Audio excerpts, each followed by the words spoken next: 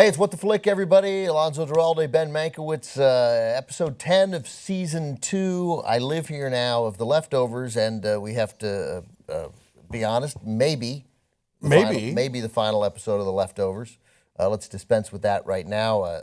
We hope not. We hope not. Piece read yesterday. HBO has not made a decision yet. Damon Lindelof very eager to continue, as he says. And I would think HBO, coming off of the shellacking they got in the media about True Detective season 2, would be excited about how much people really dug this season. Even people who weren't on board from the get-go came around this year. Yeah, I don't know how their numbers work. I don't know if they know how. If I even looked at the ratings, I don't know if more people are watching. But certainly, the critical response was much better to this season. It was better. It was infinitely better. I mean, and I liked the first one, but this was certainly better. Yeah. Yeah, I didn't like the first.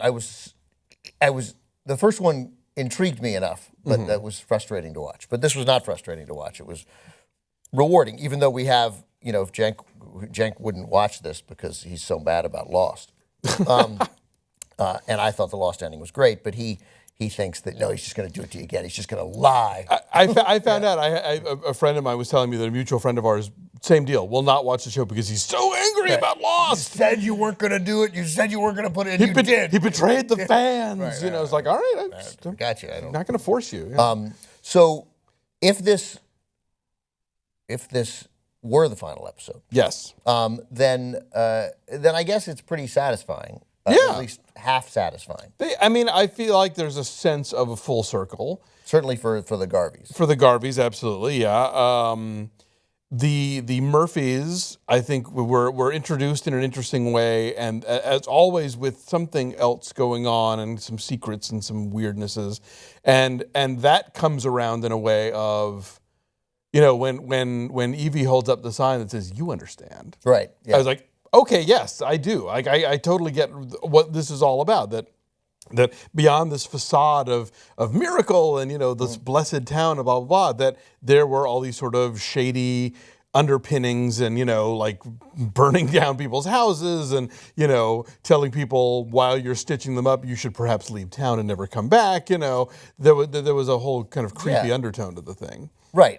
And then later a murder that just didn't happen. Right. A murder that didn't take. Yeah. And also that, you can argue that, first of all, I guess I thought there was some chance that Kevin was dead at the end. Because that's a dead moment, seeing all your loved ones in a room. Like that none of that happened. I read a couple of things. No one else, I don't know if anybody else thinks I think given that this show has given us very clear parameters of what death looks like, right, that's not the case.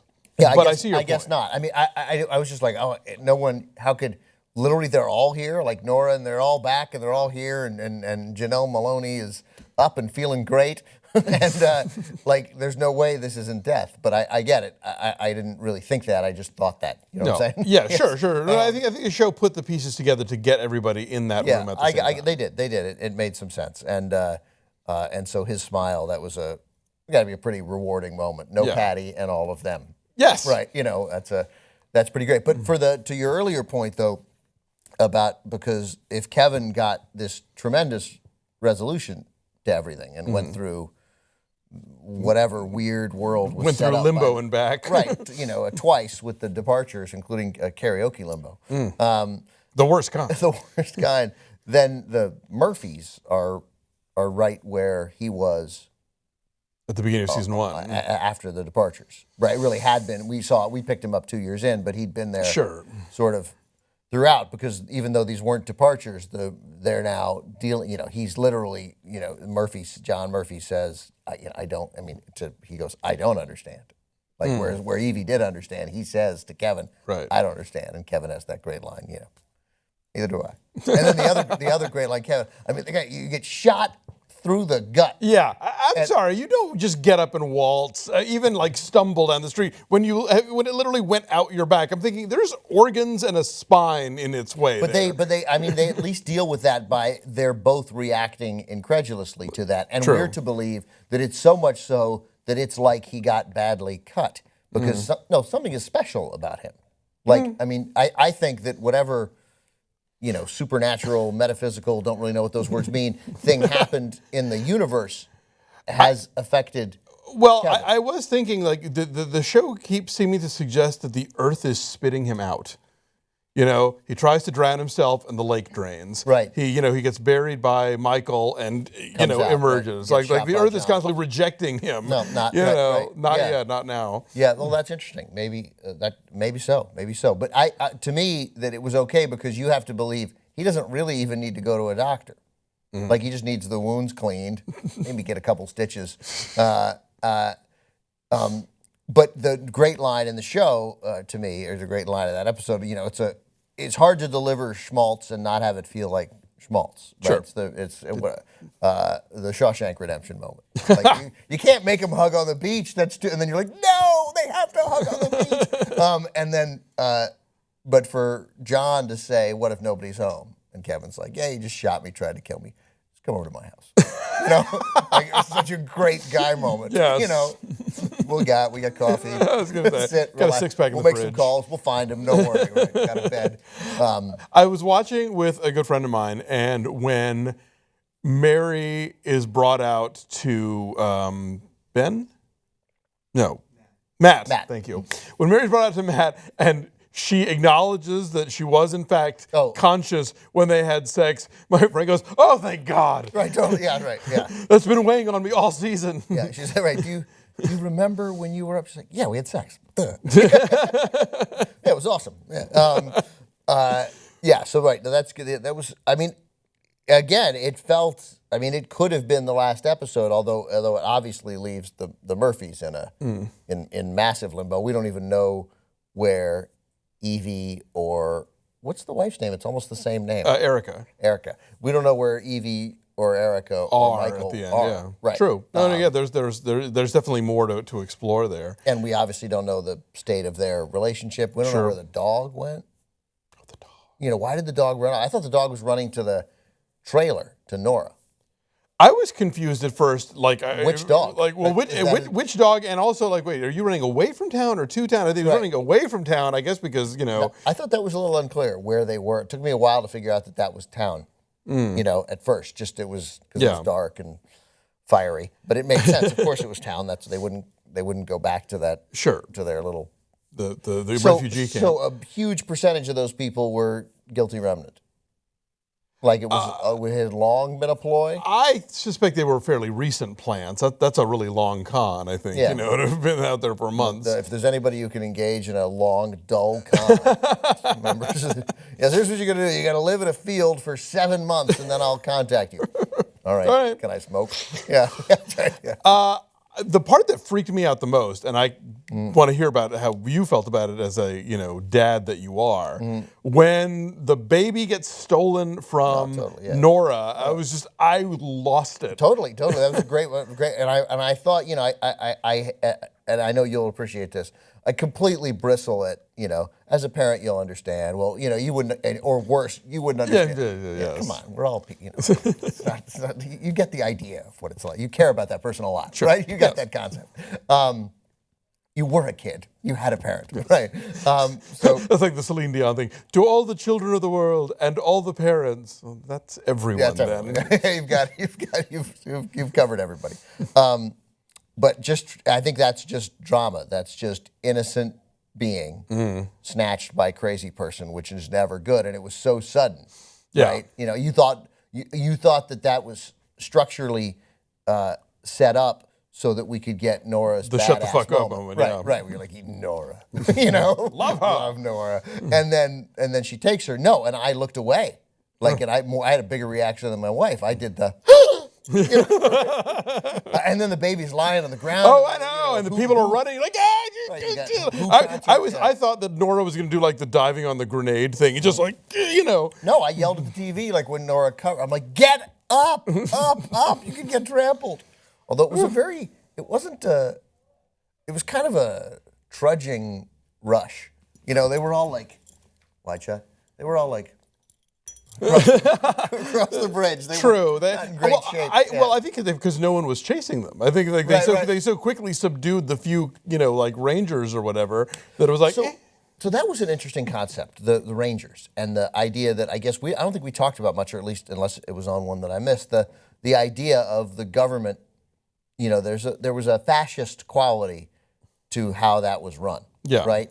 Just the information center, which really felt like an information center run by the police, right? The park rangers were, and they had their brown shirts on, and it was, we're keeping people out of this good place. Like, it's us, and, they're running the tours, but really it's the people in here are special. So there was something about Liv Tyler and letting people in that you cheer, right? In a way, yeah.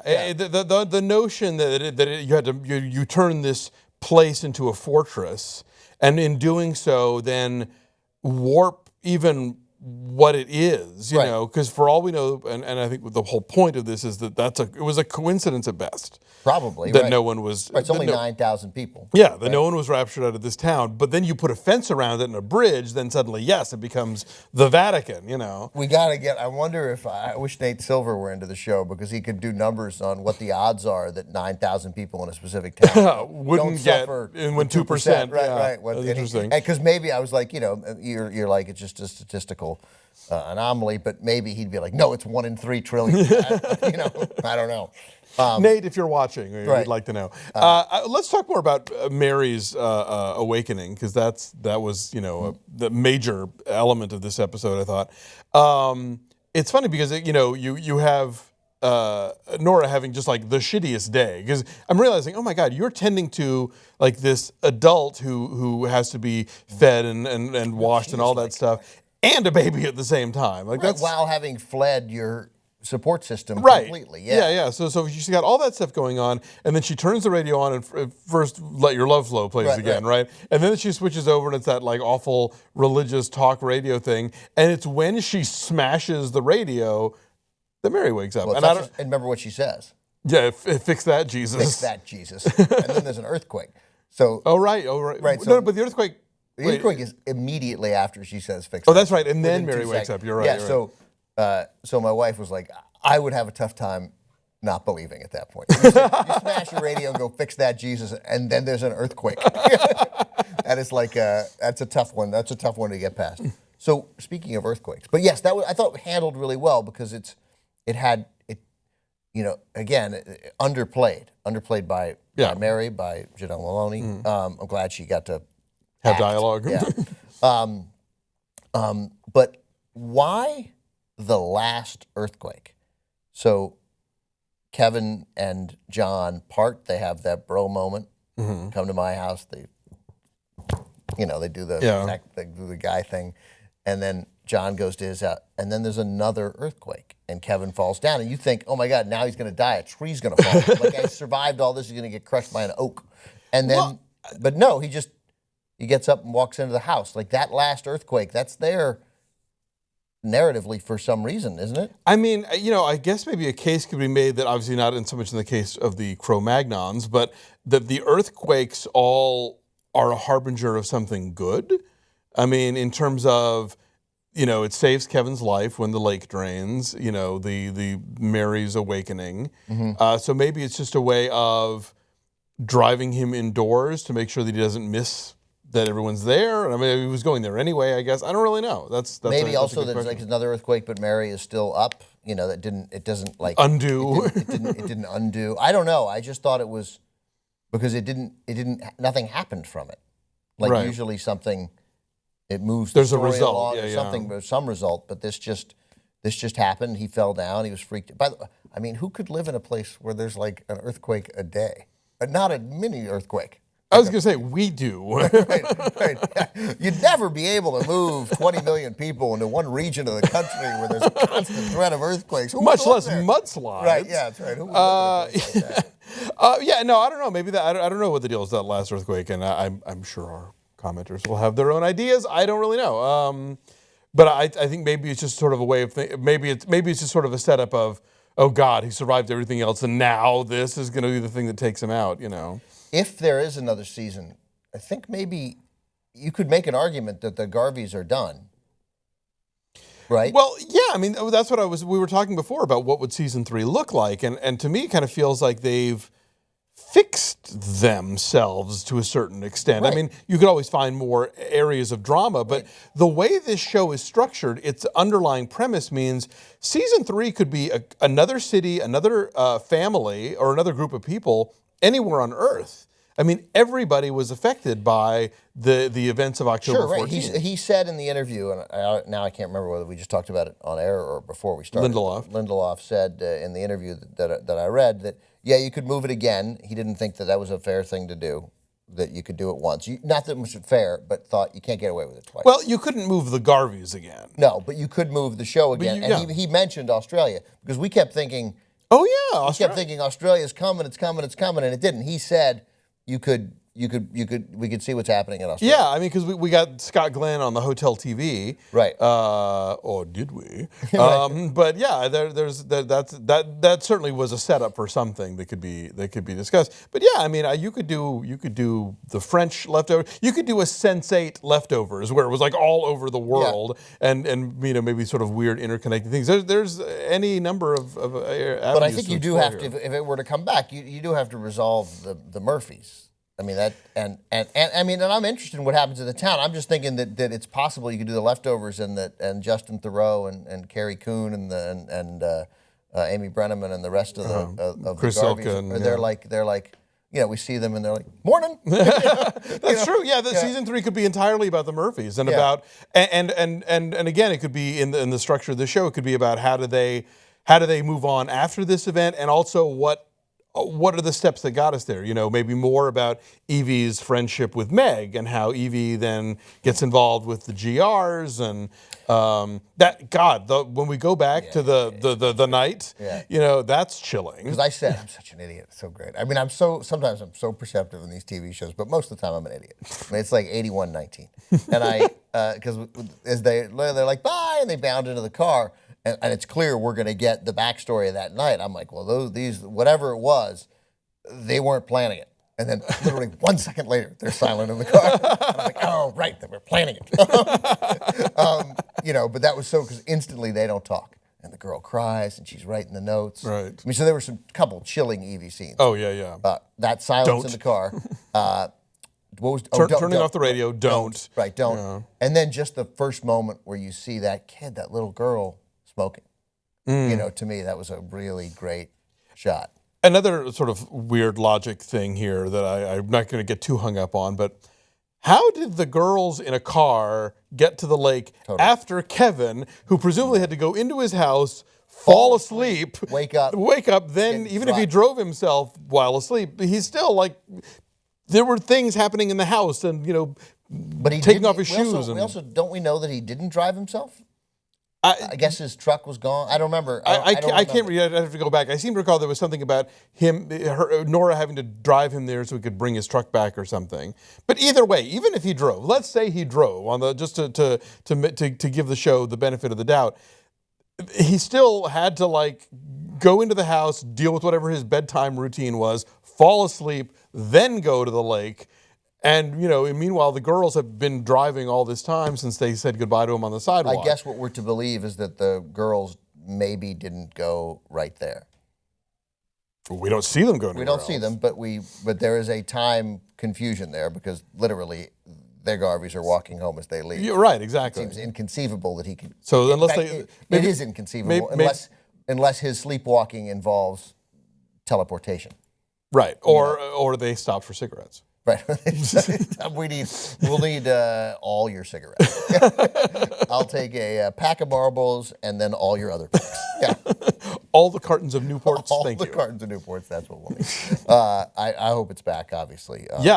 But it's nice. It was a satisfying final. It wasn't a finale. It wasn't super intriguing. I mean, we're not left with a zillion questions. No, which I think is a good thing. But and again, I like that the show doesn't feel the need to explain its central, inciting incident. I don't care what happened on October 14th, why the random 2% of the people got taken away. It's the randomness that this show is about. That's right. It's the inexplicability of death and of nature and the universe and all that stuff. In this world we're living in now, where there seems like, any day at the mall could be, you're last. Sure. I mean, it's not on the same level, but the anxiety that you feel as you're watching the show and the confusion, I think, is what we're looking for here. Is that this is a world of intense, constant anxiety. Yeah, I mean, this show I think really is, on the one hand, like I've always said, it's a post 9/11 show, but on the other hand, it seems very prescient about. I mean, I just read an article on the internet about what to do when you're in a mass shooting, you know, and like don't go fetal, like look for the exit and back, and I'm thinking like this is just a regular thing now that we're going to talk about on the internet, like tips for surviving, you know, the next gun massacre, which will happen in, you know, the next 24 hours. So that's on the drive in this morning. I accidentally listened to regular radio. We had satellite radio. No, it was NPR. Okay. It was KPFK, and this guy had written a piece for Think Progress, Josh Israel. And maybe people are already using this, and I may be late to this, but I liked it because the host and this guy talked about, or at least the host did, Second Amendment fundamentalists. And I liked that. I liked that phrasing. That was pretty good. referring to People who are literal about the Second Amendment, people who won't, there'll be no bargaining, no anything, no background checks, no, you can't buy an assault weapon, no. Well, see, but I think if you're being, we're going off on a tangent here. I think if you're literal about the Second Amendment, it's actually like, no, you get to have a musket only if you're in a well-regulated militia. Just fundamentalist about it, sort of, but. But I know what you mean. Like they will give no quarter as far as like pulling anything back. Yeah. All right, good stuff. I hope we're back doing this. Obviously, we'll be back doing many other shows in the interim, but I hope we're back for the leftovers. Thanks for watching, everybody.